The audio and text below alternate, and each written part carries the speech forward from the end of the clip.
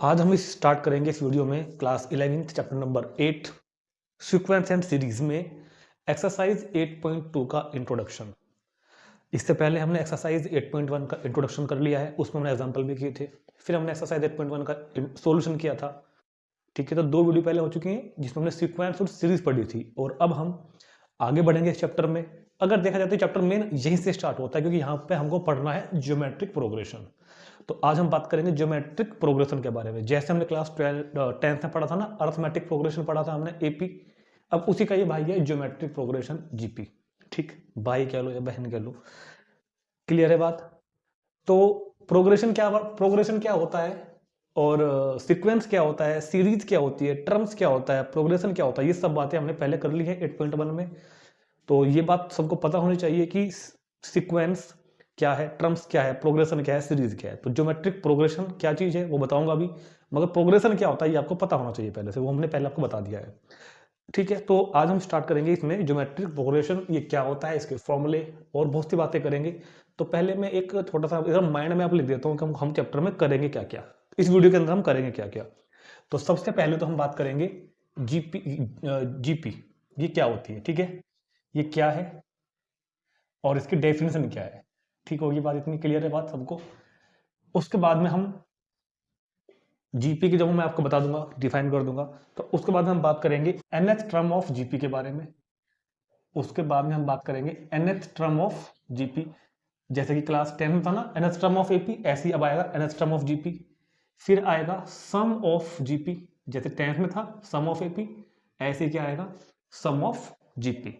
Some of GP के बाद में मैं आपको एक फॉर्मूला टाइप मान लो टर्म्स इन जीपी, ये फिलहाल मैं आपको उस टाइम पे बताऊंगा थोड़ी देर बाद आपसे कि टर्म्स इन जीपी एक्चुअल में क्या चीज है। ठीक है, फिर मैं आपको बताऊंगा एक topic geometric mean and insert n geometric mean and insert n geometric mean, insert and geometric mean. ठीक, फिर मैं आपको बताऊंगा relation between arithmetic mean and geometric mean. तो ये मेन 6 टॉपिक हमारे इस वीडियो में रहेंगे, राइट। और एग्जांपल वैसे तो मैं अगली वीडियो में कराऊंगा, लेकिन फिर भी अर्थमेटिक मीन के ऊपर ज्योमेट्रिक मीन के ऊपर जो एग्जांपल होगा ना वो हम इसी वीडियो में करेंगे। तो एग्जांपल 12 हम करेंगे इस वाले टॉपिक के अंदर, और एग्जांपल 13 करेंगे हम इस टॉपिक के अंदर। उसके अलावा जो भी एग्जांपल्स होंगे वो हम करेंगे नेक्स्ट वीडियो में। ठीक है, क्योंकि वीडियो काफी बड़ी हो जाएगी फिर।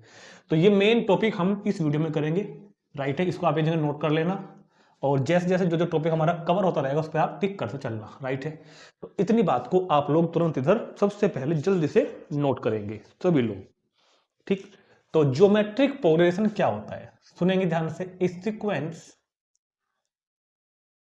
ए sequence is said to be a sequence is said to be geometric, a sequence is said to be geometric progression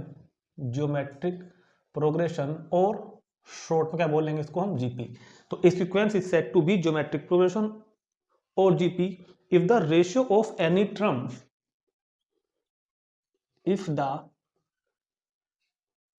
the ratio of any term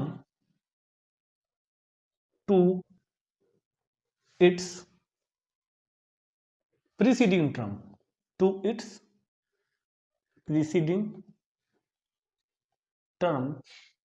is if the ratio of any term to its preceding term is same, is कितना same throughout, is same throughout. क्या मतलब है बात का, क्या मतलब है बात का, आप समझते हैं। अब समझते हैं बात को बहुत ध्यान से, क्या लिखा हुआ है बोर्ड पे हमने। सीक्वेंस क्या है ये हमने पहले पढ़ लिया है। तो वो सीक्वेंस ज्योमेट्रिक प्रोग्रेशन या जीपी कही जाएगी जिसमें ratio of any term to its preceding term, किसी टर्म का रेशियो उससे पहली वाली टर्म के साथ हमेशा सेम रहता हो, किसी भी टर्म का रेशियो उससे पिछली टर्म के साथ सेम रहता हो। एक एग्जांपल कराऊंगा तो आपको ये बात समझ में आ जाएगी। The constant ratio is called the constant ratio is called common ratio. जो यहाँ पर कांस्टेंट रेशो आएगा उसको हम लोग क्या बोलेंगे, common ratio, and is denoted by r. इस कॉमन रेशो को हम नोट किससे करेंगे, आर से। तो ये बात अभी कुछ नहीं समझ में आया होगा, मैंने मान लिया कुछ नहीं समझ में आया होगा, लेकिन फिलहाल अभी मैं आपको एक एग्जांपल समझाऊंगा, तो उस एग्जांपल में ये सारी की सारी बातें आपको पता चल जाएंगी। ठीक, समझते हैं, एक चीज को कंसिडर करते हैं। हमने सीक्वेंस कर लिया है, पीछे हमने सीक्वेंस किया है, सीरीज किया है। सपोज करो हमने सीक्वेंस किया है और सीरीज किया है। हमने कहा कि किसी सीक्वेंस का फर्स्ट टर्म कितना है, मान लो ए है। किसी सीक्वेंस का फर्स्ट टर्म क्या है, ए। और अभी वैसे मैंने आपको कॉमन रेशो बताया नहीं है, लेकिन जब बताऊंगा तो मैं बता दूंगा कि क्या मतलब है, आर। तो एक ऐसी सीक्वेंस, ये मैंने एक सीक्वेंस लिखी जिसका फर्स्ट टर्म तो है ए। अब जैसे आपको सेकंड टर्म लिखना है ना, सेकंड टर्म लिखना है, तो इस ए को इस आर से मल्टीप्लाई कर दो तो क्या आ जाएगा, ए आर। अगले टर्म के लिए फिर से इसको ए आर से, आर को आर से मल्टीप्लाई कर दो तो ए आर स्क्वायर, फिर आर से मल्टीप्लाई कर दो तो ए आर क्यूब, फिर आर से मल्टीप्लाई कर दो तो ए आर की पावर 4। तो जो भी नेक्स्ट टर्म आ रही है वो पहले टर्म को आर से मल्टीप्लाई करके ही आ रही है। यानी जैसे आर एपी में होता था ना, एपी में क्या होता, ए क्या प्लस करते थे, डी, तो क्या आ जाएगा, ए प्लस डी। फिर डी प्लस कर दो तो क्या आता था, ए प्लस 2d। फिर डी प्लस कर दो, क्या आता था, ए प्लस 3d। क्या था 10th क्लास में, एपी। अब मल्टीप्लाई करनी है, फिर से दिखाता हूं एक बार करके, एक बार। क्लास 10th में जी एपी था, जिसमें हम ए में डी कॉमन डिफरेंस प्लस करते चलते थे, ए प्लस डी, फिर डी प्लस करोगे तो ए प्लस 2d, फिर डी प्लस करोगे तो ए प्लस 3d। यहाँ पे क्या होगा, फर्स्ट टर्म तो होगा ए, यहाँ पर आपको कॉमन रेशो से, वहां पर उसको कॉमन डिफरेंस बोलते थे हम क्लास 10th में, अब कॉमन रेशो बोल लेंगे। मल्टीप्लाई करेंगे आर से तो क्या बन के आएगा, ए आर। फिर मल्टीप्लाई करोगे आर से तो क्या बन के आएगा, ए आर स्क्वायर। फिर मल्टीप्लाई करोगे आर से तो ए आर क्यूब। फिर मल्टीप्लाई करोगे आर से तो ए आर की पावर 4, एंड ऐसे ही एंड सो ऑन चलता रहेगा प्रोग्राम। ठीक, तो इस सीक्वेंस को, ये सीक्वेंस है ना, समझा था मैंने आपको sequence.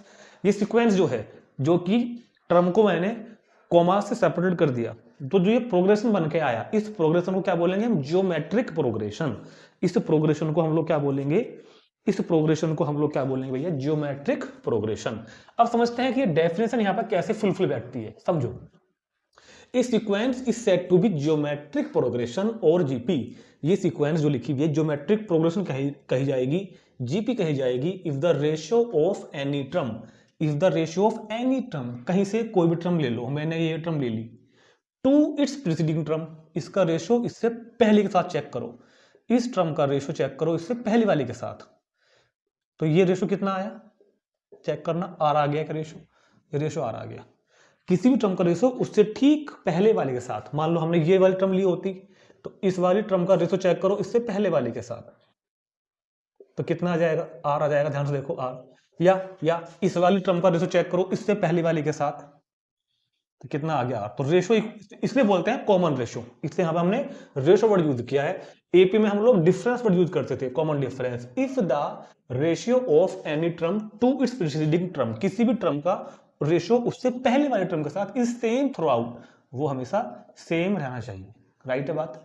The constant ratio is called common ratio. जो भी रेशो बन के आएगा इसको हम लोग क्या बोला करेंगे आज से, common ratio, and is denoted by r. इसको हम लोग आर से डिनोट करेंगे। तो एपी अपनी जगह थी क्लास 10th में, अब एपी का जिक्र हम बार बार नहीं करेंगे यहां पर। अब हमारे पास जीपी है, तो बस फर्क कितना है, एपी में तो टर्म्स में डी ऐड करते चलते थे हम लोग, जीपी में हम आर को मल्टीप्लाई करते चलेंगे। तो इतनी जानकारी जरा यहां से एक बार सभी लोग नोट कर लेंगे। चलो जी, तो ये होगी मेरे पास, ये मेरे पास क्या हो गया, जीपी। ठीक, तो इतनी बात आपने नोट कर ली होगी। तो अब सुनो, एक एग्जांपल कंसीडर करते हैं।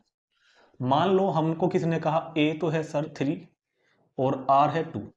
ए तो कितना है 3, आर है 2। तो हम लोग अपनी भी एक जीपी ऑब्टेन कर सकते हैं। हमको एक जीपी ऑब्टेन करनी है यहां से, तो जरा एक जीपी बनाओ, एक जीपी बना के दिखाओ मुझको। ठीक है, सुनो जी, फर्स्ट टर्म ए, सेकंड टर्म कैसे आएगी, ए को आर से मल्टीप्लाई करके, यानी कि ए को आर से मल्टीप्लाई कर दो तो 6, फिर 2 से मल्टीप्लाई कर दो 12, फिर 2 से मल्टीप्लाई कर दो 24, फिर 2 से मल्टीप्लाई कर दो 48, फिर 2 से मल्टीप्लाई कर दो, कितना आएगा 96। तो ये मेरे पास क्या बन चल, ये मेरे पास एक जीपी बन गई। चेक करना, 3 3 दूनी 6, 6 दूनी 12, 12 दूनी 24, 24 दूनी 48, 48 दूनी 96। तो ये हमने एक जीपी बना दी। राइट है बात। एक जीपी और बनाते हैं, चलो। हमको कहा कि ए तो है 5 और आर कितना ले लूँ मैं, आर कितना ले लूँ, 5 छोड़ो, मैंने कहा ए तो है 2 और आर है 5। ठीक, ऐसे बनाते हैं, चलो। तो ए कितना है 2, नेक्स्ट टर्म कितना होगा, आर से मल्टीप्लाई करके, 2 5 10।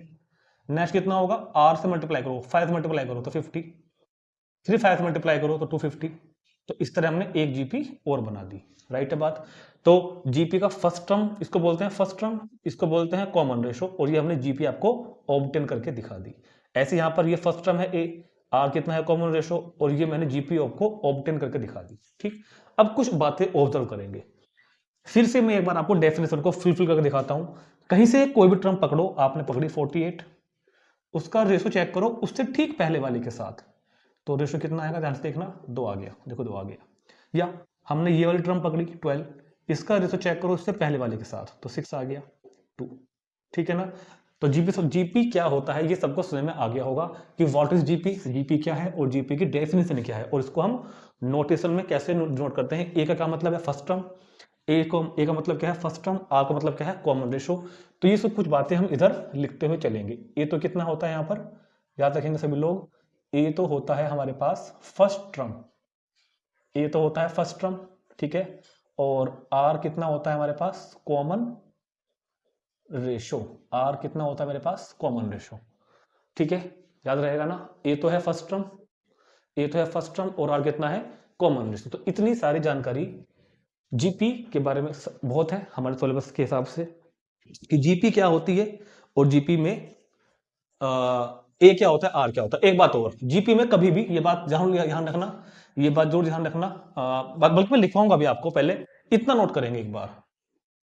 चलो जी, तो मेन बात ये नोट करनी है वैसे तो कि इफ ए एंड आर, ठीक है ना, if A and r be the, if A and r be the first term, if a and r be the first term and first term and common ratio, if a and r be the first term and common ratio respectively, अगर a और r क्या है, first term और common ratio respectively, then GP is, तो GP क्या होगी, तो GP हमेशा क्या होती है, याद रखेंगे सभी लोग, ए आर का स्क्वायर, ए आर का क्यूब, चलता रहेगा ऐसे प्रोग्राम, ए आर की पावर 4 अप टू इन्फिनिट तक। ठीक है, तो ये हमारे पास जीपी होती है। वेयर, जहां पर बात ध्यान रखने वाली है, वेयर ए और ना तो ए जीरो होना चाहिए कभी भी और ना ही आर जीरो होगा, ए और आर जीरो नहीं होंगे, क्योंकि अगर ए या आर में से कोई भी जीरो हुआ या दोनों हुए तो सब टर्म्स जीरो ही बन जाएंगी, वो कुछ नहीं होगा फिर। ठीक, राइट। तो जीपी की डेफिनेशन, जीपी में ए का क्या मतलब है, जीपी में आर का क्या मतलब है, जीपी कैसे ऑब्टेन करते हैं, बनाते कैसे हैं, और जीपी को लिखते कैसे हैं, वो सब बातें मैंने आपको इधर बता दी। तो इधर भी मैं लिख देता हूं एक बार, हमेशा याद रखना सभी लोग, जीपी क्या होगी, ए आर का स्क्वायर, ए आर का क्यूब एंड सो ऑन। ठीक है, कंटिन्यू। तो ये हमारे पास एक जीपी होती है, इतनी बात को नोट करेंगे और चलते हैं अब हम nth टर्म ऑफ जीपी पर। ठीक, nth टर्म ऑफ जीपी पर। अब nth टर्म ऑफ जीपी की अगर हम बात करें, nth टर्म ऑफ जीपी की अगर हम बात करें, nth टर्म ऑफ जीपी, तो अब नेक्स्ट टॉपिक है nth टर्म ऑफ जीपी। और जो ये nth टर्म ऑफ जीपी हम करेंगे ना, ये पता कहां से है, फ्रॉम बिगिनिंग, स्टार्टिंग से। हालांकि बुक में ये बात मेंशन नहीं करते हैं ये लोग कि जो nth टर्म की बात कर रहे हैं वो कहां से कर रहे हैं, स्टार्टिंग से nth टर्म। ठीक है, स्टार्टिंग से nth टर्म, क्योंकि बुक में लिखता नहीं है, तो ये बात अंडरस्टूड है, क्योंकि इसलिए लिखते नहीं है कि ये स्टार्टिंग से लेते हैं। तो nth term of GP from कहां से, बिगिनिंग से। चलो जी, कंसिडर करते हैं, लेट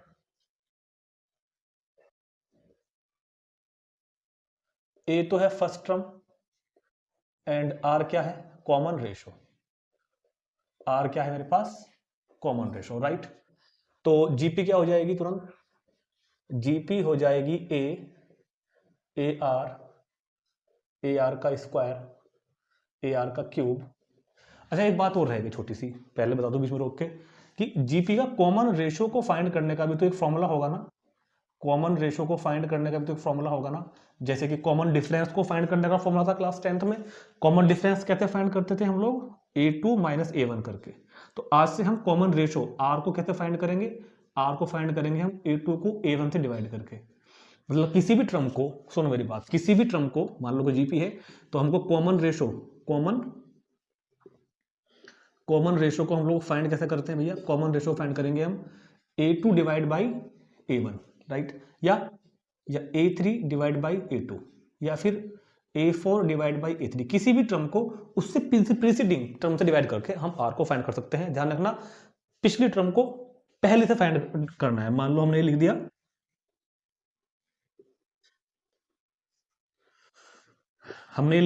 और हमने को क्वेश्चन आएगा इसका r फाइंड करो, कॉमन रेशियो फाइंड करो, तो r क्या होगा, किसी भी टर्म को उससे पहले वाली टर्म से डिवाइड कर देना, किसी भी टर्म को उससे पहले टर्म से डिवाइड करके आप r फाइंड कर सकते हैं।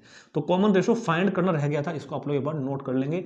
और अगर मैं इस फॉर्मूले को जनरल में वे में लिखूं तो कॉमन रेशियो जो r होगा, अगर आप बहुत ध्यान से देख रहे हो तो a k plus 1 upon a k लिख सकते हैं क्या, a k plus 1 upon a k।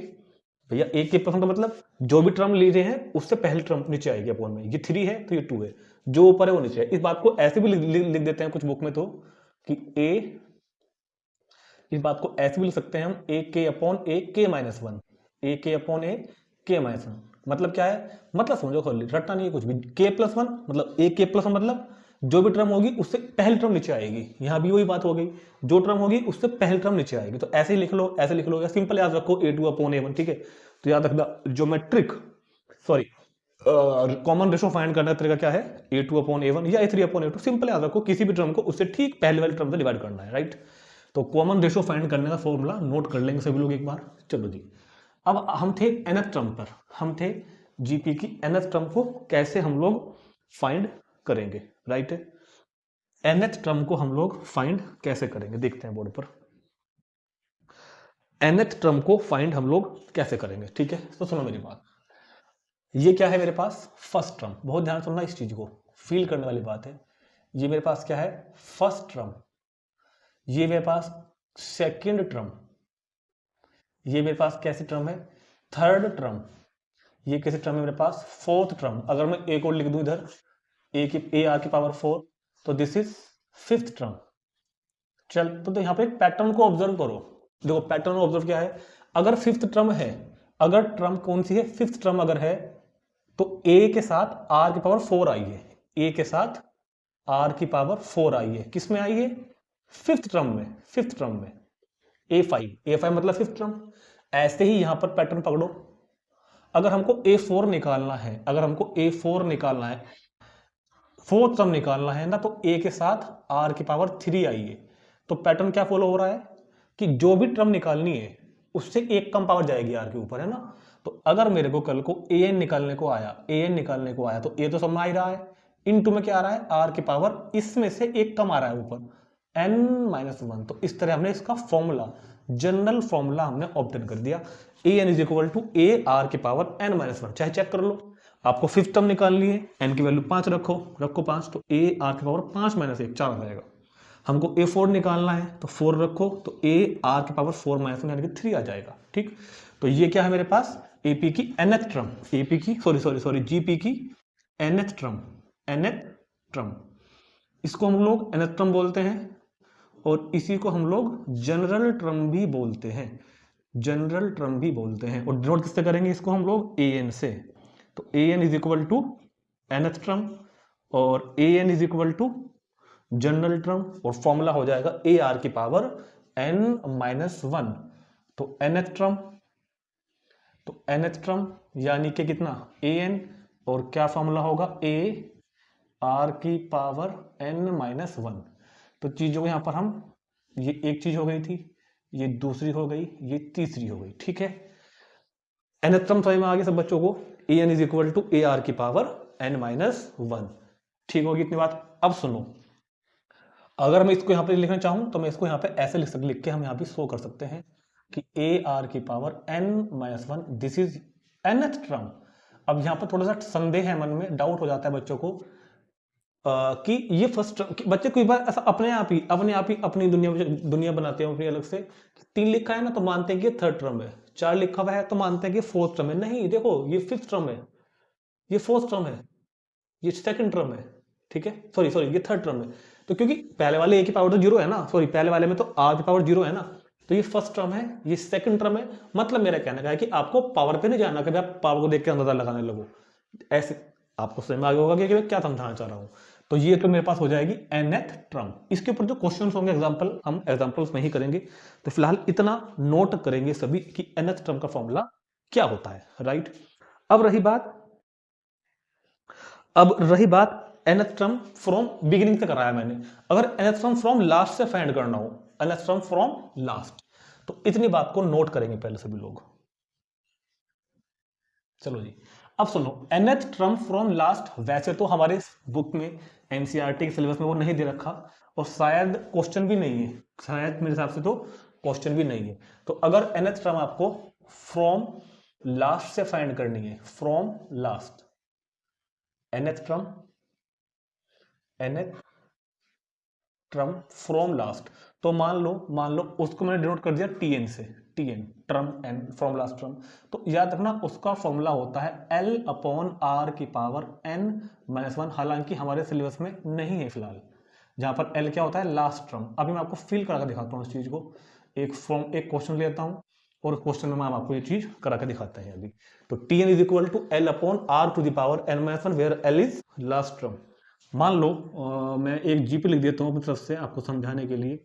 ये कोई जीपी है, ठीक है, ठीक है क्या, 6 और 6 थे 18 और 18 थी कितना हो गया 54, और 54 पे कितना होता है 162। मान लो ये आ गया मेरे पास मोटा तौर पे 2 3 6 3 18, ठीक है। और हम किसी ने कहा कि इस जीपी का लास्ट से इस साइड से, देखो जो फॉर्मूला भी आपको लिखवाया है ना मैंने, वो तो बिगिनिंग से था इधर से, और हमारे सारे क्वेश्चन इधर से निकालने के लिए आते हैं।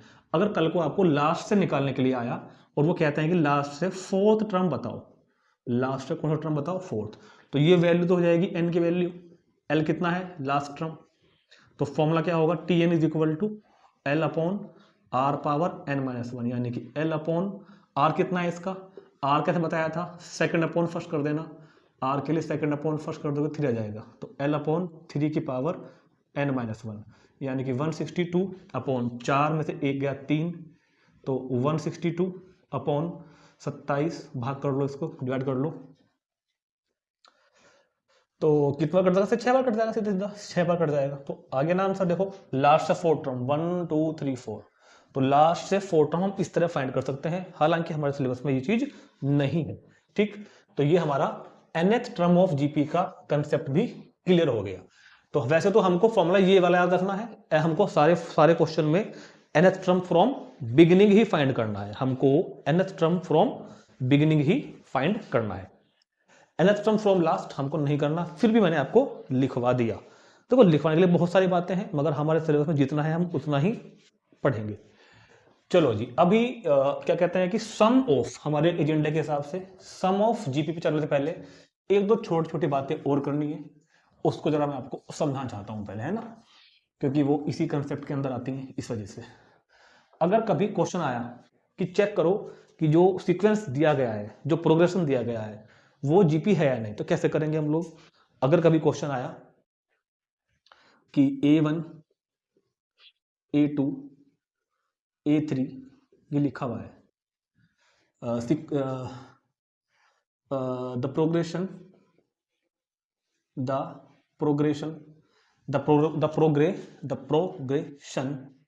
प्रो लिख लेना है ना, the progression, this progression are in GP,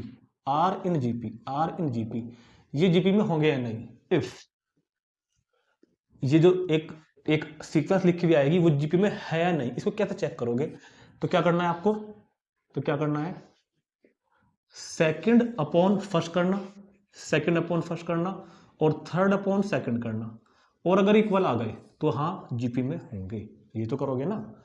हमको कॉमन रेशो चेक करना है ना, तो इसका रेशो इस वाले के साथ देख लेना A2 अपॉन A1, और इसका रेशो देख लेना इस वाले के साथ A3 अपॉन A2, अगर रेशो इक्वल आ गया तो ये जीपी में होंगे। मान लो हमारे पास क्वेश्चन आ गया ये वाला, और वो कहते हैं कि बताओ ये जो सीक्वेंस है जीपी में है या नहीं, तो हम क्या करेंगे 10/5 और क्या करेंगे 15/10, second upon first A2/A1 A3/A2, ये कितना बैठेगा 2, ये कितना बैठेगा 1.5, तो इक्वल तो नहीं आया ना, तो this is not in GP, ये जीपी में नहीं है। और अगर इक्वल आता तो जीपी में है। तो ये तरीका मैंने आपको बता दिया कि ये क्वेश्चन आ जाते हैं इस तरह के कि बताओ कि जो दिया गया सीक्वेंस वो जीपी में है या नहीं। तो जीपी में जब क्वेश्चन आपका जीपी में है या नहीं उसको चेक करने के लिए हम लोग क्या करेंगे, ये वाला प्रोसेस लगाएंगे। तो लिख लेना ये इस तरह के जो सीक्वेंस होगा वो जीपी में होगा कब, अगर वो इस कंडीशन को सेटिस्फाई कर रहा है। इतनी जानकारी नोट करेंगे। तो नेक्स्ट टॉपिक है sum of n terms of GP from beginning. मतलब बिगिनिंग से ही होगा, क्वेश्चन में लिखा हुआ भी नहीं आएगा, वैसे हमको जो सम फाइंड करना है वो बिगिनिंग से ही करना है हर क्वेश्चन में। तो हमने क्लास 10th में एपी का सम फाइंड किया था ना, फॉर्मूला था Sn = n/2 2a + n - 1 × d। एक और था Sn = n/2 a + an। ऐसे ही जीपी का सम फाइंड करने का भी फॉर्मूला है, एक दो फॉर्मूले हैं अभी दिखाते हैं आपको। तो मान लो वही बात हो जाएगी, ये तो क्या है मेरे पास फर्स्ट टर्म, ए तो है मेरे पास फर्स्ट टर्म एंड आर है मेरे पास कॉमन रेशो। आर है मेरे पास कितना है आर मेरे पास कॉमन रेशो, राइट। और तो जीपी क्या बन के आएगी, तो जीपी क्या बन के आएगी ए आर का स्क्वायर, ए आर का क्यूब और अप टू nth टर्म। और nth टर्म क्या थी ए आर के पावर n-1, हमने बताया आपको अभी थोड़ी देर पहले। और वेयर क्या होता है, where a is not equal to 0 also r भी is not equal to 0, right होगी बात। अब इस जीपी का मेरे को सम फाइंड करना है, n टर्म का सम फाइंड करना है, ठीक है, सम ऑफ टर्म्स। तो यहां पर देखो 3 केस बनते हैं। केस फर्स्ट, हालांकि 2 ही केस हैं, दो समझो। पहला केस है अगर हमारी r की वैल्यू 1 हो गई, अगर r की वैल्यू 1 हो जाती है, देखो 0 तो होगी नहीं ना, यहां पर 1 को लेकर थोड़ा डाउट है। अगर r की वैल्यू 1 है देन जीपी, तो सुनो अगर r की वैल्यू 1 है ना तो जीपी क्या बन गई ए कोमा ए कोमा ए कोमा ए और कोमा ए। और ये ए क्या है, ये nth टर्म है। ये जो लास्ट वाला ए है ना, ये जो लास्ट वाला ए है ये क्या बता रहा है कि up to n term, up to कहां तक गए हम लोग इसको लेकर के गाड़ी को, अपनी एन ट्रम्स तक, राइट, एन ट्रम्स राइट हो गया। तो जब r की वैल्यू 1 है तब तो a + a, तब तो इसको हमको सम करना है ना, खाली तब तो सम करना है ना। तो a + a मतलब कहां तक जोड़ेंगे इसको हम, अप टू एन ट्रम्स। इसका मतलब क्या हुआ, ये तो सिंपल na हो गया ना, na। तो यहां तो सम क्या हो जाएगा Sn का, यहां तो Sn क्या हो जाएगा n × a। भाई a + a n बार जोड़ोगे तो na तो आएगा, ठीक है। तो ये तो कोई फॉर्मूला वैसे बनता नहीं है, बस आपको डायरेक्ट याद रखना है, ठीक है। अगर कभी केस सेकंड में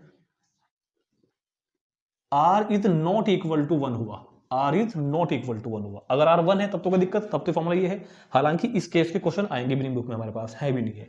अगर r नॉट इक्वल टू 1 है तो अब इसमें 2 बातें हैं। r अगर नॉट इक्वल टू 1 है तो आपको देखना है कि r ग्रेटर देन 1 है या फिर r लेस देन 1 है, राइट है। अगर r ग्रेटर देन 1 हुआ तो Sn का फॉर्मूला होगा a × r⁻n - 1 upon r-1। Clear है बात। और अगर r लेस देन 1 हुआ तो Sn = a × 1 - r⁻n upon 1 - r। तो ये दोनों फॉर्मूले आपको याद करने हैं। हालांकि ये दोनों नहीं है, एक ही फॉर्मूला, अगर आप बहुत ध्यान से देख रहे हो तो अगर मैं यहां से माइनस कॉमन ले लूं और ऊपर से माइनस कॉमन ले लूं तो माइनस से माइनस तो कट जाएगा और ये वही बन जाएगा, ठीक। दूसरी बात, हमको क्वेश्चन करते टाइम ऐसा कुछ जरूरी नहीं है, कुछ टीचर्स तो बताते भी नहीं है, कुछ बुक में भी लिखा हुआ भी नहीं है, और सही भी है वैसे मेरे हिसाब से भी, क्या कि वो बताते नहीं है कि r ग्रेटर देन 1 या r लेस देन 1, पर ये बताते हैं कि r अगर नॉट इक्वल टू 1 है तो आप ये फॉर्मूला लगाओ, सिंपल ये वाला, या तो ये लिखवाते हैं या फिर ये लिख लेते हैं। मैं भी आपको सजेस्ट करूंगा कि आप क्वेश्चन में इस दुविधा में मत पढ़ना, इस चक्कर मत पढ़ना कि r बड़ा है 1 से या r छोटा है 1 से। आपका r चाहे 1 से बड़ा हो चाहे 1 से छोटा हो, दोनों में से कोई भी लगा देना, आंसर सेम ही आएगा और ठीक भी रहेगा, वो तरह का गलत भी नहीं रहेगा, क्योंकि कैलकुलेशन तो कर रहे हैं, मैथ तो कॉमन ले रखा है। फिर भी फिर भी क्योंकि एक कंसेप्ट आएगा आगे चल के कभी भी जिंदगी में, sum of infinite terms of GP, तो वहां पर कभी कभी दिक्कत आ जाती है, इसलिए मैंने बता दिया।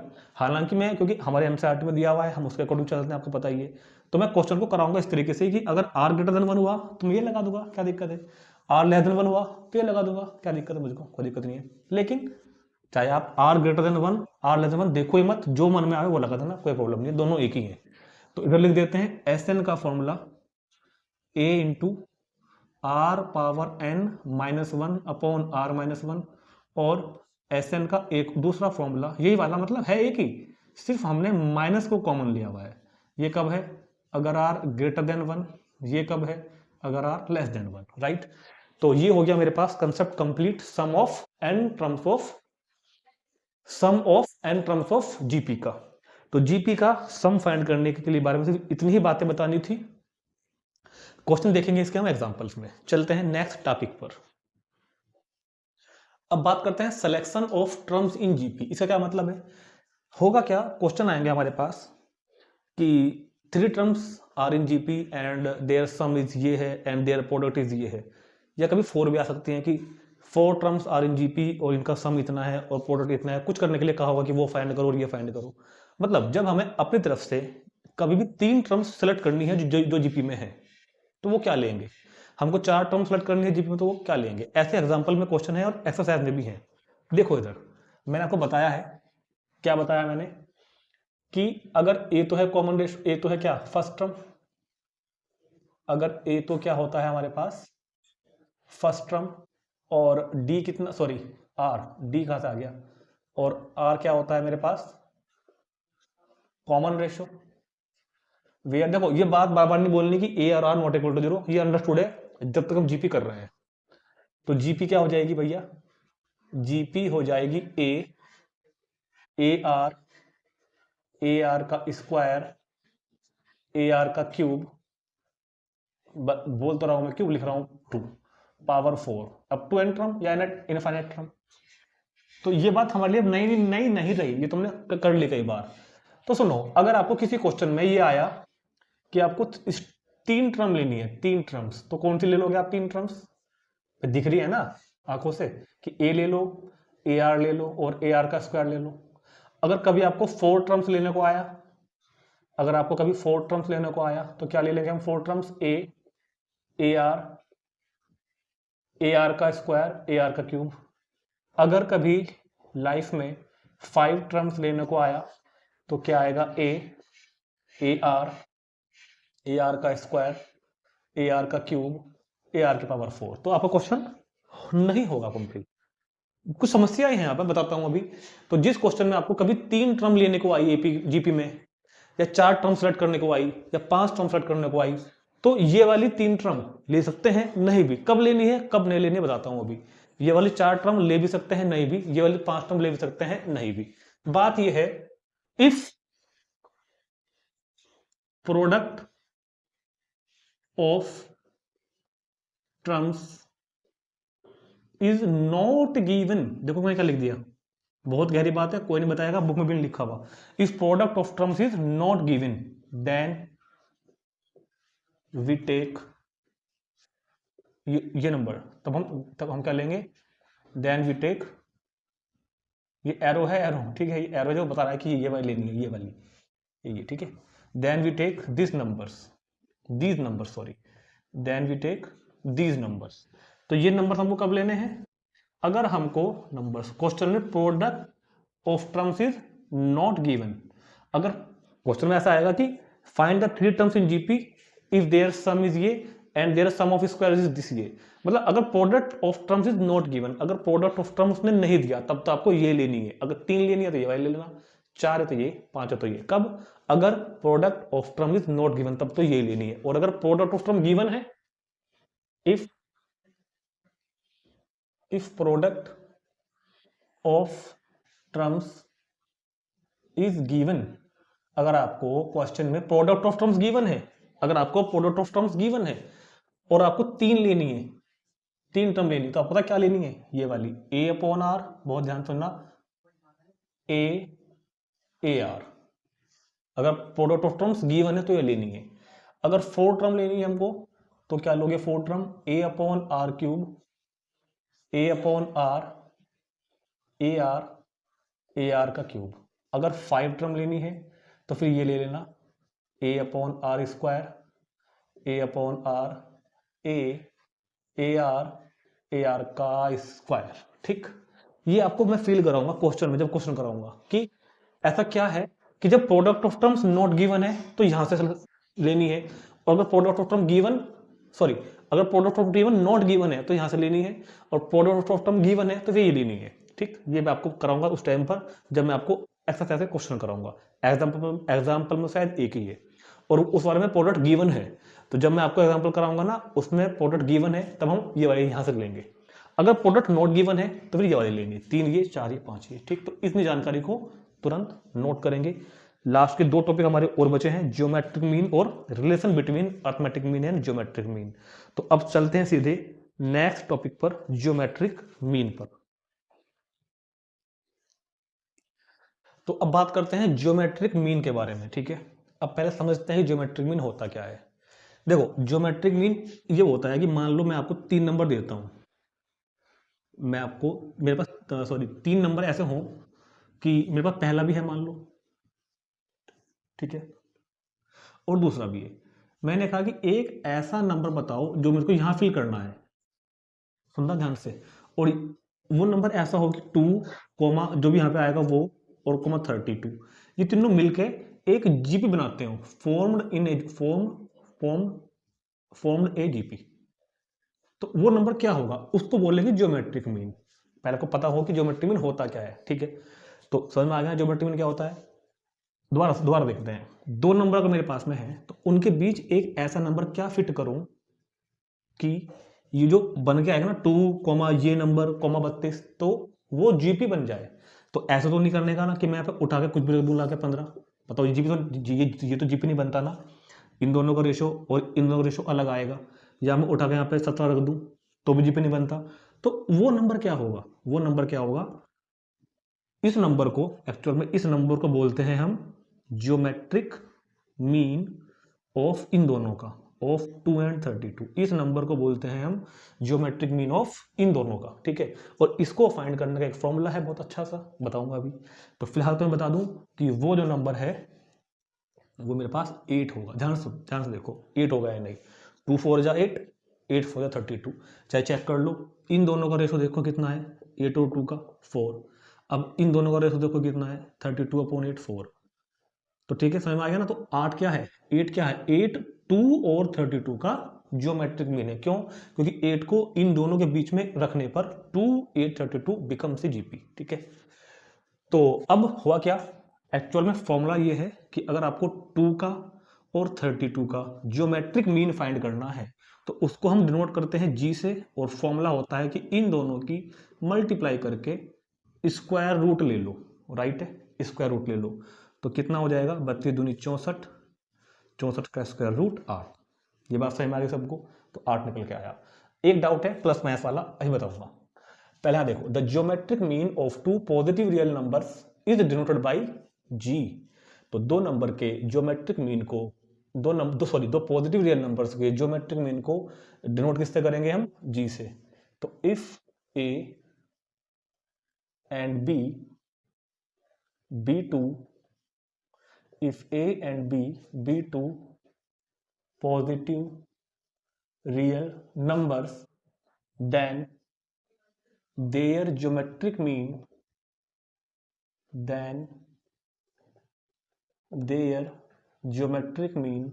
इनका ज्योमेट्रिक मीन यानी कि जी कितना होगा, अंडर रूट ए बी। इनका ज्योमेट्रिक मीन कितना होगा, अंडर रूट ए बी होगा। क्लियर है बात, कोई डाउट तो नहीं है। तो इनका ज्योमेट्रिक मीन कितना होगा, अंडर रूट ए बी आया। अच्छा, फॉर्मूला कैसे ऑब्टेन हुआ बताता हूँ, फॉर्मूला भी कैसे ऑब्टेन हुआ यही बताता हूँ। पहले एक काम कर लो, इसको यहाँ तरफ कर देता हूँ मैं, क्योंकि ये आपने नोट कर लो ना, मैं ये चीज समझाने के लिए था। इसको एक बार सभी लोग नोट कर लेंगे यहाँ से। ये मैं बताऊंगा अभी यहाँ पे प्लस माइनस मैंने क्यों नहीं लिया। एक्चुअल में तो प्लस माइनस लेना है, मैंने सिर्फ समझाने के लिए नहीं लिया। अच्छा, ये फॉर्मूला कैसे बन के आया, हमने क्या बताया था कि ए और बी के बीच एक नंबर ऐसा घुसा दो कि वो मिलके क्या बन जाए, जीपी बन जाए। हमने कहा वो नंबर जी है, हमने कहा वो नंबर सर जी है। तो अगर ये जी है और ये अब जीपी बन गई, बिकम्स ए जीपी, अगर ये तीनों मिलकर एक जीपी में आ रहे हैं, बिकम्स ए जीपी, तो ये जीपी की कंडीशन को फुलफिल तो करेंगे ना, second upon first, second upon first और थर्ड अपॉन सेकंड। भाई जीपी में होने की कंडीशन ये तो बताई थी आज, A2 अपॉन A1 होना चाहिए, A3 अपॉन A2 होना चाहिए, और ये इक्वल आए, और ये इक्वल आए, क्रॉस मल्टीप्लाई करोगे ना तो G G is equal to A B. तो इस तरह से ये हमने फॉर्मूला आपको ऑब्टेन भी करके दिखाया कि क्यों G is equal to under root A B के होता है, कि ए और बी का जो ज्योमेट्रिक मीन है वो कितना होगा, square root of product of a b, right है। अब बात करते हैं प्लस माइनस की। एक्चुअल में तो प्लस माइनस लेना है, एक्चुअल में प्लस माइनस लेना है, लेकिन ये स्टैंडर्ड फॉर्मूला है। ये क्या है, स्टैंडर्ड फॉर्मूला। एक्चुअल में ये स्टैंडर्ड फॉर्मूला है, हम अपने एनसीईआरटी में इसी को पढ़ेंगे और इसी के दायरे में रहकर हम काम करेंगे। हमने यहाँ पर क्या किया, टेकिंग पॉजिटिव वैल्यू ली है, ठीक। हालांकि हम नेगेटिव भी ले सकते थे। अगर मैं ये कहूँ कि ये तो प्लस माइनस 8 आएगा, तो g इज इक्वल टू 8 ले या g इज इक्वल टू -8 ले, दोनों ही ठीक है, कोई प्रॉब्लम नहीं है। 2 8 32 अब भी जीपी में है, 2 8 और -32 अब भी जीपी में है, कोई दिक्कत नहीं है। 8 भी ठीक है, -8 भी ठीक है। अगर हम कंपेरिजन की, मैं आपको कंपेरिजन का मैथ पढ़ा रहा होता ना इस टाइम पे, तो फिर मैं आपको वही लिखवाता, G is equal to plus minus root A B. फिलहाल एनसीईआरटी के हिसाब से G is equal to root A B standard formula ले रखा है हम लोगों ने, तो इसको बोलते हैं हम ज्योमेट्रिक मीन। तो इतनी बात को नोट कर लेंगे, ये तो होगी ज्योमेट्रिक मीन की बात, ठीक। एक छोटा सा नोट और लिखवाना है, उसको भी देखेंगे। If A B C are in GP, अगर ए बी सी जीपी में है, then B is set to B, geometric mean of A and C. ये बात सबको समझ में आ गई क्या, क्या लिखा हुआ है, जो अभी समझाया वो जो लिखा हुआ है कि अगर ए बी सी 3 नंबर हैं और वो जीपी में है, तो बीच वाले को बाकी दोनों का क्या बोलेंगे, ज्योमेट्रिक मीन। भैया अगर 2 8 और 32 जीपी में है, तो 8 क्या है इन दोनों का, 8 क्या है इन दोनों का, ज्योमेट्रिक मीन तो है। तो ए बी सी अगर जीपी में है, अगर ए बी सी जीपी में है, तो बी को बोलेंगे ए और सी का ज्योमेट्रिक मीन। और इस बात को कैसे लिखेंगे कि B is equal to root of A C, ठीक है। और अगर मैं दोनों तरफ का स्क्वायर कर दूं तो B square is equal to A C. तो याद रखना, अगर 2 नंबर कभी भी जीपी में है, तो वो इस कंडीशन को, सॉरी 3 नंबर अगर जीपी में है, तो वो इस कंडीशन को हमेशा फुलफिल करते हैं। अगर ए बी सी जीपी में है, तो हमेशा याद रखना बीच वाले का स्क्वायर इज इक्वल टू होगा बाकी दोनों का प्रोडक्ट। चाहे चेक कर लो, बीच वाले का स्क्वायर और इन दोनों का प्रोडक्ट हमेशा इक्वल आएगा। बीच वाले का स्क्वायर और इन दोनों का प्रोडक्ट हमेशा कैसा आएगा, इक्वल आएगा। बीच वाले का तो स्क्वायर, ये मार्कर को क्या हो गया, बीच वाले का तो स्क्वायर और बाकी दोनों का प्रोडक्ट हमेशा कैसा आएगा, इक्वल आएगा। तो इतनी बात को भी सभी लोग नोट कर लेंगे यहां से। अब चलते हैं inserting n geometric mean between 2 number, inserting n geometric mean between 2 numbers, ठीक, राइट है। Inserting n geometric mean between 2 numbers. अब देखेंगे हम लोग आगे की कहानी को। Inserting N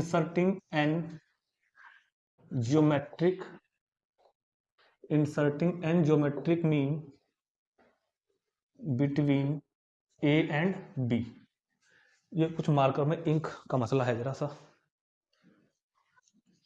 inserting n geometric mean between a and b का क्या मतलब है, देखो होगा क्या कि ए और बी तो 2 नंबर होंगे मेरे पास, ए होगा और बी होगा। वो हमसे कहेंगे कि इन ए और बी के बीच में, वो हमसे कहेंगे इन ए और बी के बीच में कुछ नंबर घुसा दो। जैसे यहाँ पे एक कहा था, यहाँ तो हमको उन्होंने 2 और 32 के बीच में एक कहा था ना, कि 2 और 32 के बीच में एक नंबर ला दो, तो हमने आसानी से काम कर दिया, तरीका बता दिया।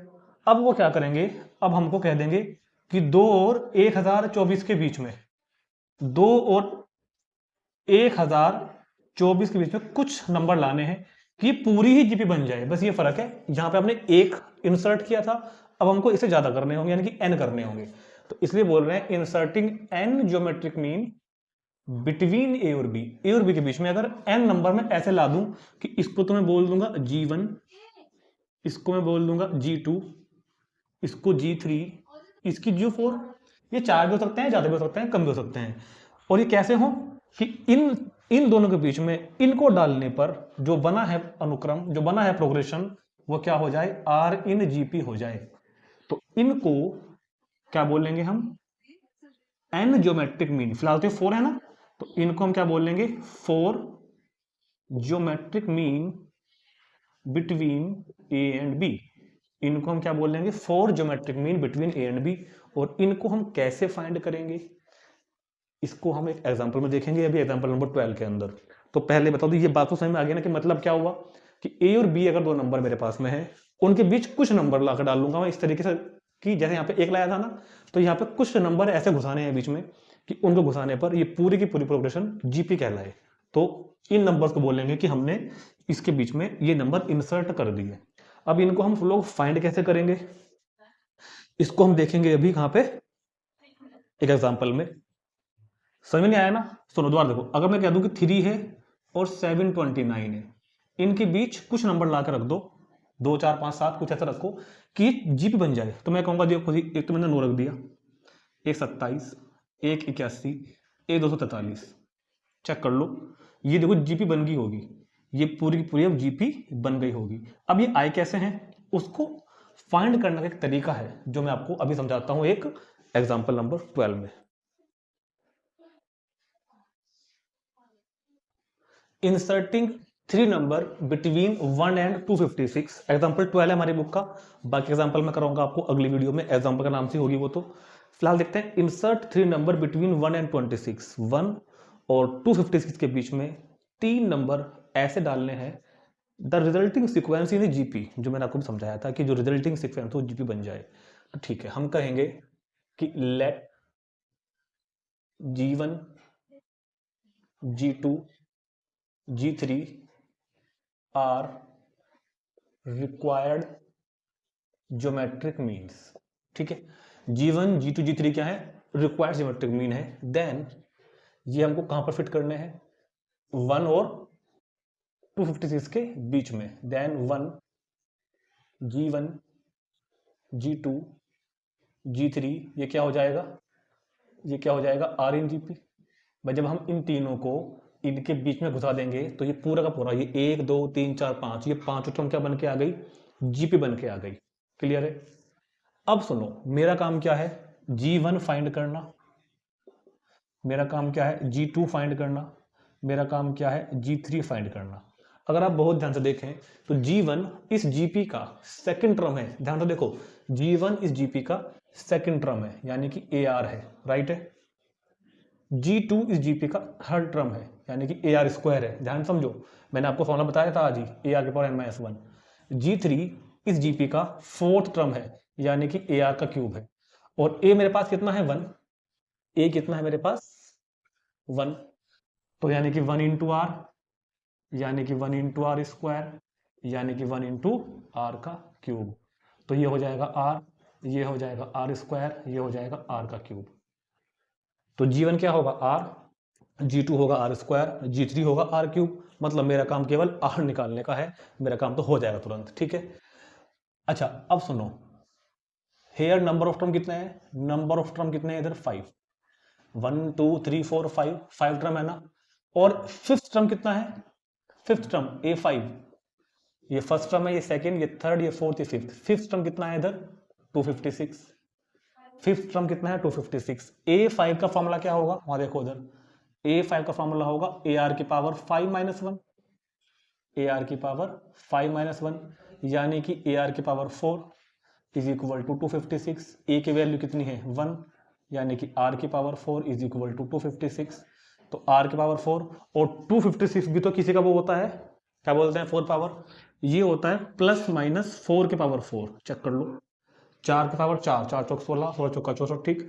और प्लस माइनस क्यों लेना जरूरी है, क्योंकि पावर इवन है, +4 की भी यही वैल्यू आएगी, -4 की भी यही वैल्यू आएगी।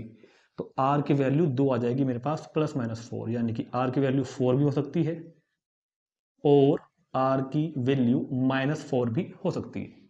चलें उधर, तो R कितना हो जाएगा मेरे पास, अगर मैं R की वैल्यू 4 लेता हूं, है ना, if R is equal to 4 लेता हूं, तो 4 का स्क्वायर 16, 4 का क्यूब 64। तो पहला आंसर तो ये आ गया, ये भी क्वेश्चन का पार्ट है। पहले ये पूरा करना है, उसके नीचे ये वाला करना है। और अगर हम r की वैल्यू -4 लें, अगर हम r की वैल्यू कल को -4 लें तो r और r² और r³ तो -4 -4 का स्क्वायर 16 और ये माइनस के कितने 64। तो ये भी आंसर वैलिड है, दोनों ही हमको आंसर लिखने हैं। ठीक, तो ये था हमारा जियोमेट्रिक मीन फाइंड करने का तरीका बिटवीन क्या कहते हैं, between two numbers, geometric mean. ठीक है, हालांकि कंपटीशन लेवल पर जियोमेट्रिक मीन को फाइंड करने का एक फॉर्मूला भी बताते हैं हम लोग, जो हमारे एनसीईआरटी में नहीं दिया हुआ, फिलहाल मैं आपको बता दे रहा हूँ। हम इस फॉर्मूले का यूज करके भी जियोमेट्रिक मीन फाइंड कर सकते हैं। GR is equal to A into B upon A की पावर R अपॉन n+1। इस फॉर्मूले से पता क्या क्या होता है, आपको ये सारा काम नहीं करना, हम ये डायरेक्ट निकाल लेंगे। GR is equal to A into b upon R की पावर n+1। अगर आपको देखो A भी तो यही हो जाएंगे, A तो क्या हो जाएगा हमारे पास 1, B क्या उतना हो जाएगा 256 और n क्या होगा, जितने फाइंड करने हैं, कितने फाइंड करने हैं 3। ये वैल्यू तो फिक्स रहेंगी। A तो क्या होगा ये वाला, B क्या होगा ये वाला, और n क्या होगा जितने फाइंड करने हैं 3, और R क्या होगा जो फाइंड करना है। अगर आपको G1 फाइंड करना है तो R की वैल्यू 1 पुट कर देंगे, दूसरा फाइंड करना है तो R की वैल्यू 2 पुट करेंगे और 3 पुट करेंगे। इससे भी हम फाइंड कर सकते हैं वैसे। ठीक, हालांकि हमारे सिलेबस में नहीं है। तो ज्योमेट्रिक मीन का टॉपिक भी कंप्लीट। अब लास्ट टॉपिक बचता है relationship between geometric mean and arithmetic mean, इसको भी देखते हैं इसके बाद। अब है रिलेशनशिप बिटवीन अरिथमेटिक मीन यानी कि AM एंड ज्योमेट्रिक मीन यानी कि GM। हालांकि अरिथमेटिक मीन हमारे क्लास 11th के सिलेबस से अब हट गया है। पहले अगर हम वो होता ना तो हम इसको करके आते, वैसे ज़्यादा कुछ खास नहीं है, मैं अभी भी समझा दूंगा आपको कि अरिथमेटिक मीन क्या होता है। हमने कहा कि let A and G, capital A और capital G be arithmetic mean and geometric mean between two positive real numbers A और B रेस्पेक्टिवली। मतलब A जो है ना वो तो A और B का अरिथमेटिक मीन है, G A और B का ज्योमेट्रिक मीन है। A तो क्या है, कैपिटल A तो क्या है arithmetic mean of A and B, of A and B, और कैपिटल G क्या है geometric mean of A and B। ये लिखा हुआ है ऊपर कि A तो क्या है arithmetic mean of A and B और कैपिटल G क्या है geometric mean of A and B। अब geometric mean of A and B तो हमको पता है, हमने अभी भी पढ़ा है 2 मिनट पहले, G is equal to root AB, ये तो हमने पढ़ा है। अब ये अरिथमेटिक मीन क्या है, अरिथमेटिक मीन कुछ नहीं है, वही है जो आपने बचपन में पढ़ा था 7th 8th 9th में, sum of terms upon number of terms. तो A और B का arithmetic mean sum of terms upon number of terms, दो ही तो है ये, याद नहीं है 7th 8th में पढ़ते थे कभी। अरिथमेटिक मीन सिंपल जो मीन होता है ना, अरिथमेटिक मीन F बार बोलते थे उसको हम, सम ऑफ टर्म्स A और B का सम अपॉन नंबर ऑफ टर्म्स। तो ये तो मेरे पास अरिथमेटिक मीन आ गया, ये मेरे पास ज्योमेट्रिक मीन आ गया। अब इनमें रिलेशनशिप क्या है, वो कह रहे हैं कि इनमें रिलेशनशिप क्या है। तो याद देखना इनके बीच में जो रिलेशनशिप है हमेशा अरिथमेटिक मीन ग्रेटर देन होगा या इक्वल टू होगा ज्योमेट्रिक मीन से। ये इनके बीच में रिलेशनशिप है जो आपको याद रखना है। किन्हीं भी दो नंबर्स का अरिथमेटिक मीन हमेशा ज्योमेट्रिक मीन से बड़ा होगा या इक्वल होगा। दोबारा सुनना, A और B का ज्योमेट्रिक मीन और अरिथमेटिक मीन में क्या रिलेशन है, अरिथमेटिक मीन ग्रेटर देन और इक्वल टू होगा ज्योमेट्रिक मीन से, या तो बड़ा होगा या इक्वल होगा। तो ये बात आपको याद रखनी थी। इसका मैं प्रूफ भी करा रहा हूँ वैसे तो, हालांकि हमारे एग्जाम में पूछा नहीं जाता ये प्रूफ, फिर भी मैं करा रहा हूँ। इसको कराने के पीछे एक रीजन है, और रीजन ये है कि मुझसे किसी ने पूछा था कि इसका प्रूफ भी करा दो, तो मैं इसलिए करवा रहा हूँ। ठीक है, प्रूफ ये है इसका, कंसीडर करते हैं हम A माइनस जी को थोड़ी देर के लिए, हम A माइनस जी को लेके चलते हैं अपनी तरफ से। तो A तो क्या है भैया, A तो है A plus B by 2 minus G कितना है रूट AB। A तो है A plus B by 2 minus G कितना है रूट AB। 2 इसका हमने नीचे एलसीएम ले लिया, तो ये एलसीएम लेके लेना जाएगी ना, A plus b minus 2 root AB। अगर आप बहुत ही ध्यान से देखें तो ऊपर एक फॉर्मूला बन रहा है 8th 9th क्लास का, क्या बन गया ये root A plus root B का होल स्क्वायर, और ये बीच में शायद माइनस आएगा, है ना, बन गया ना, चेक कर लो। A स्क्वायर ये रहा, B स्क्वायर ये रहा, माइनस 2AB ये रहा, और इधर क्या चल रहा है अपने पास A माइनस जी चल रहा है। अगर आपको ध्यान हो, कभी जिंदगी में आपने फील करा हो, तो जो चीज अगर कभी भी किसी चीज के ऊपर स्क्वायर लगा हुआ है ना, अंदर चाहे पॉजिटिव नंबर हो, अंदर चाहे कैसा हो, अंदर चाहे पॉजिटिव नंबर हो, अंदर चाहे नेगेटिव नंबर हो, या फिर अंदर जीरो हो, ये ब्रैकेट है भैया, ब्रैकेट के अंदर पॉजिटिव नंबर हो, ब्रैकेट के अंदर नेगेटिव नंबर हो या जीरो हो, जो भी आएगा या तो वो जीरो के इक्वल आएगा या वो जीरो से बड़ा आएगा। मैं समझ में आई बात भैया? 5 का स्क्वायर 25 ग्रेटर देन जीरो, -5 का स्क्वायर 25 ग्रेटर देन जीरो, और जीरो का square zero equal to zero, यानी कि स्क्वायर करने के बाद जो भी आता है ना वो ग्रेटर देन और इक्वल टू जीरो आता है। तो ये क्वांटिटी जो भी है, ये क्वांटिटी जो भी है तो ग्रेटर देन और इक्वल टू जीरो ही, नेगेटिव तो नहीं है ना भाई। इसका स्क्वायर पॉजिटिव होगा या जीरो होगा, तो हो तो गया काम। हमने दिखा दिया कि a माइनस जी इस क्वांटिटी के इक्वल है जो कैसी है, ग्रेटर देन और इक्वल टू जीरो। तो यानी कि a माइनस जी जो भी आएगा आएगा तो ग्रेटर देन और इक्वल टू जीरो से ही, जीरो के इक्वल आएगा या फिर जीरो से बड़ा आएगा। और जब जीरो से बड़ा आएगा, इक्वल आएगा, तो जी को हमने उधर भेज दिया, जी को हमने उधर भेज दिया, तो a ग्रेटर देन और इक्वल टू जी हो गया। तो ये इसका हमारा प्रूफ भी कंप्लीट। तो ये था अर्थमेटिक मीन और ज्योमेट्रिक मीन के ऊपर एक छोटा सा प्रूफ और कंसेप्ट। तो एक एग्जांपल देखते हैं, लास्ट एग्जांपल है 13।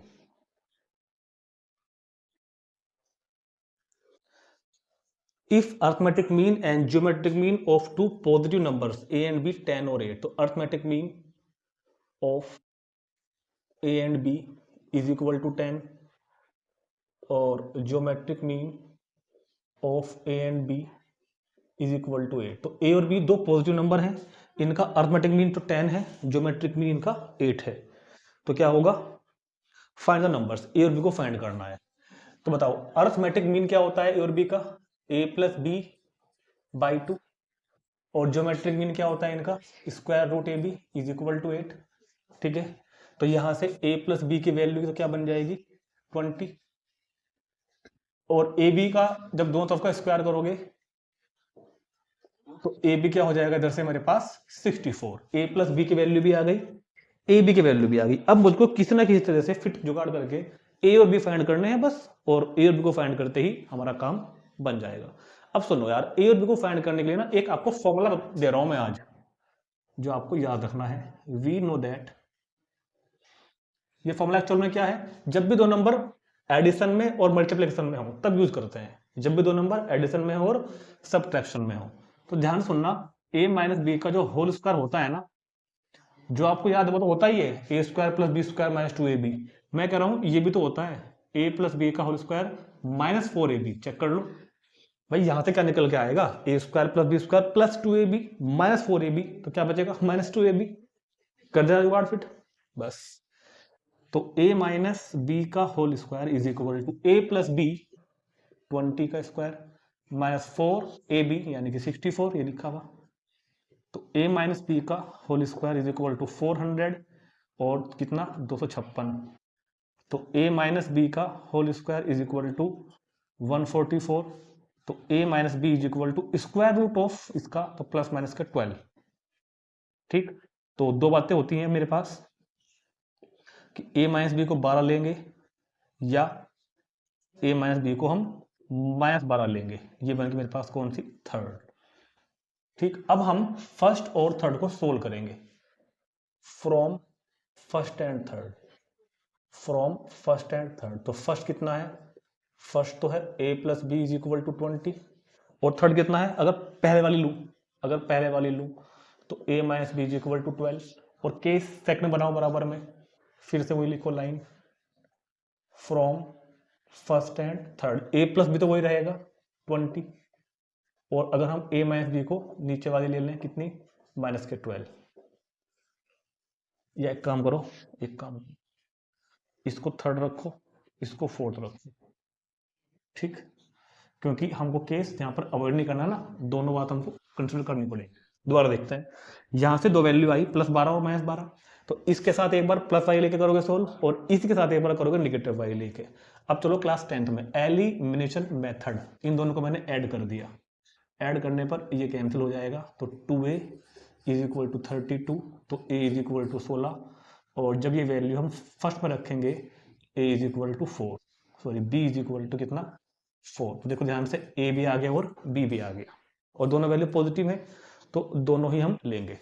अगर हम यहाँ से सोल्व करते हैं, इनको हम ऐड कर देते हैं, अगर ऐड तो ये कैंसिल, तो 2a इज इक्वल टू 8, तो a इज इक्वल टू 4, और जब फ्रॉम फर्स्ट में रखोगे तो a की वैल्यू 4 तो b की वैल्यू 16, तो a की वैल्यू 16 और b की वैल्यू 4, a की वैल्यू 4, b की वैल्यू 16, तो दो नंबर आ तो वही रहे हैं ना हमारे, 16 और 4, 16 और 4। सो टू नंबर्स आर, जो हमको बताने हैं, टू नंबर्स आर 16 एंड 4 या फिर 4 एंड 16, और ये हमारा आंसर। ठीक, तो इस तरह फाइंड करते हैं, मतलब इस तरह से यूज करते हैं अर्थमेटिक मीन और ज्योमेट्रिक मीन के फॉर्मूलों को, राइट है।